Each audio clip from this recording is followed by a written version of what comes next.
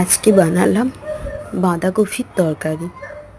তো প্রথমেই কড়াইতে তেল দিয়ে অল্প একটু চিনি দিয়ে ওর উপর 5 ফোড়ন, তেজপাতা দিয়ে ওর উপর আলু দিয়ে ভালো করে আলুগুলোকে ভাজা ভাজা করে নেব। নিয়ে ওর উপর টমেটো কুচি দিয়ে অল্প একটু নাড়াচাড়া করে ওর উপর একে একে মশলাগুলো দিয়ে দেব। আদা বাটা, জিরে ধনে গুঁড়ো, লঙ্কার গুঁড়ো, হলুদের গুঁড়ো দিয়ে ভালো করে মশলাটাকে কষিয়ে ওর উপর একটু জল দিয়ে আরও ভালো করে একটু কষিয়ে ওপর বাঁধাকপিটা দিয়ে দেব।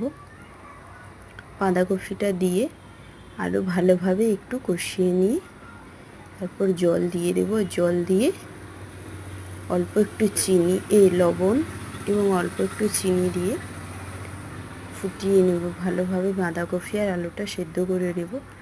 সেদ্ধ হয়ে গেলেই রেডি বাঁধাকপির তরকারি। ওর উপর একটু গরম মশলা ছড়িয়ে নামিয়ে দেব। তো রেসিপিটা কেমন লাগলো আপনারা সবাই কমেন্ট করে জানান। আজকে এই পর্যন্ত, টাটা।